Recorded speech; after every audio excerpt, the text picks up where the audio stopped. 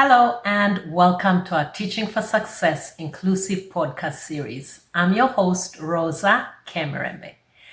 Today we're tackling a subject that many educators whisper about in staff rooms but rarely address publicly. Parent bullies. Yes, you heard right. Not student on student bullying, though that's really serious too. But the grown-ups, the parents who walk into our schools with aggression, entitlement, and sometimes even threats of physical harm. Here's the uncomfortable truth. When parents model that behavior, their children often mirror it. The apple doesn't fall far from the tree. But today, we're not here to point fingers. We're here to talk about solutions, practical, clear, and firm strategies that schools, ministries, and communities can adopt to protect everyone in the learning environment. So, grab a cup of tea, settle in, and let's get into it. Let me start with a story that isn't really a story because it happens everywhere. A parent storms into the school office shouting because they believe their child is being bullied. The teacher tries to explain that they are investigating the matter, but the parents cut them off. You don't care about my child. You're covering it up. Or worse, if you don't do something, I'll take matters into my own hands. Sound familiar? It should, because in some schools, this is a weekly, if not daily occurrence. Now, we've all had stories of parents threatening teachers with physical harm. While those are extreme cases making headlines, the everyday aggression, the yelling, the swearing, the intimidation is just as damaging. And where do children learn that kind of language? From home, from parents who treat educators like enemies, not partners. But here's what we often forget. Bullying is not a child-only problem. It's a human behavior problem. And when adults engage in it, the damage is multiplied because children are watching, learning, and copying. And here's a question we don't ask often enough. Are we surprised that there are bullies in the workplace today? Because really, think about it. If a child grows up in a home where shouting, threats, and intimidation are normal, where mom or dad bulldozes anyone who disagrees with them, what do we expect when that child becomes an adult? They carry those patterns straight into their own workplaces. They become the colleague who belittles others, the manager who humiliates staff, the parent who bullies teachers. We act shocked when we encounter bullying adults. But why? We've been watching the seeds being planted all along. The home is the first school. And if that school teaches aggression as a problem-solving tool, we shouldn't be surprised when the graduate shows up in our staff meetings, our parent-teacher conferences, or our school offices. So yes, bullying in the workplace is real, but it didn't appear out of nowhere. It was nurtured, modeled, and normalized, often right under our noses. That's why our work in schools matters much. Because we're not just shaping today's students, we're shaping tomorrow's parents, teachers, and leaders. If we can break the cycle now by teaching respect, empathy, and healthy conflict resolution, we might just save ourselves from dealing with the same bullies in future.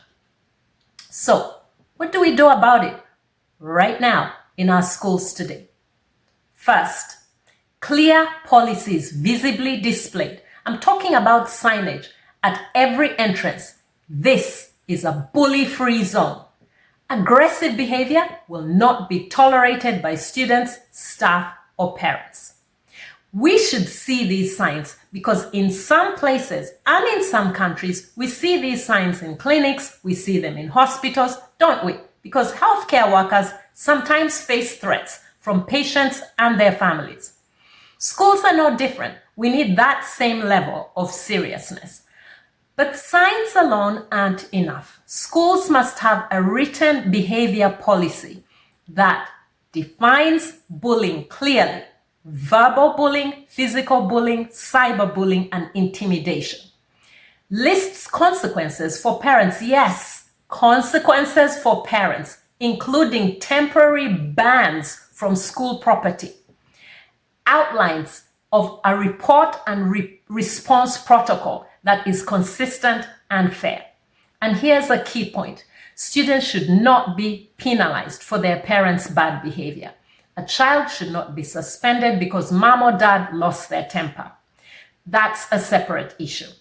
But the parent, absolutely. They can be escorted off premises by security, and if threats are made, police should be called immediately. Which brings me to my next point. Security and law enforcement must be part of the school's safety plan. Every school should have a formal relationship with their local police, not to criminalize parents, but to ensure when threats are made, there is swift, appropriate intervention. No teacher should be told, just ignore it. No principal should have to negotiate with someone who's yelling obscenities or threats.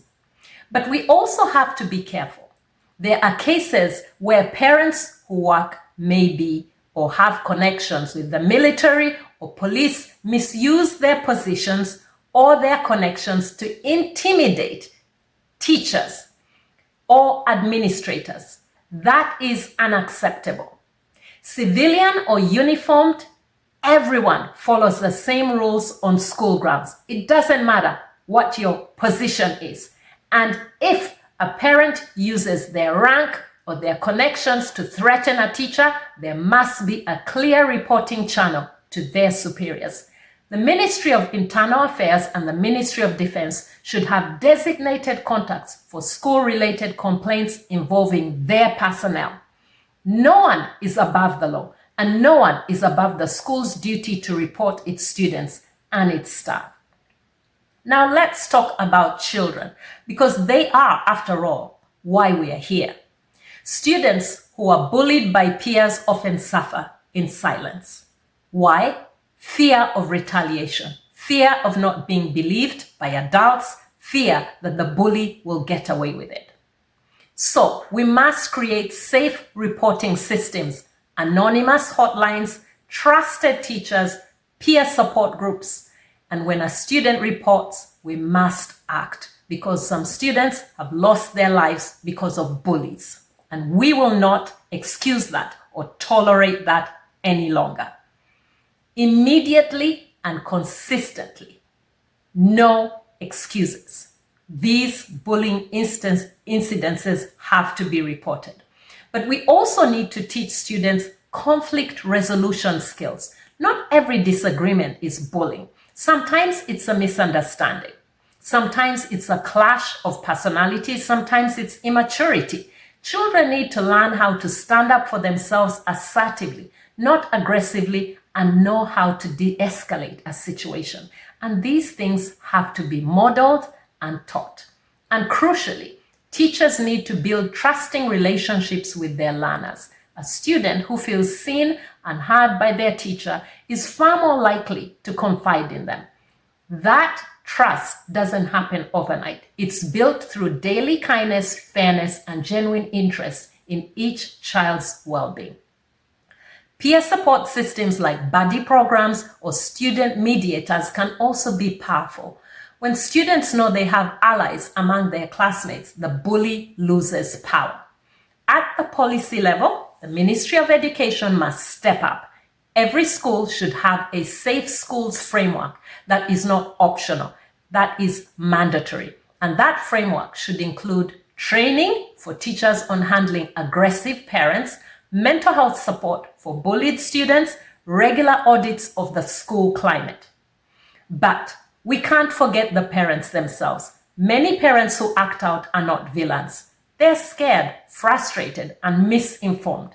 They've had their child's version of events and gone into fight mode, without getting the full picture. So schools should offer parent workshops on emotional regulation, effective communication, and how to partner with the school instead of fighting it. Because let's be honest, parenting is hard. It's stressful to think your child is being victimized, but that doesn't give anyone the right to bully someone else. And parents need to hear this. Children sometimes exaggerate, not maliciously, but because they genuinely want to be understood and they want to avoid blame. So before you storm into the school, take a breath, ask for a meeting, listen. There are always two sides to a story. Finally, I can't stress this enough. Everyone must agree on what bullying actually is, because if parents think bullying means my child got a low grade and teachers think it means repeated intentional harm, we're already talking past each other. A clear shared definition should include intentional harm, physically, verbally, or psychologically, repetition, not a one-time incident, because some parents and students believe that one-time incident is bullying. It isn't. Power imbalance. The bully has more power, size, status, numbers, authority. When we all understand that, we can have productive conversations, not shouting matches, not threats, just problem solving. So, to wrap it up, bullying by parents is real. It's damaging, and it's not going away by itself.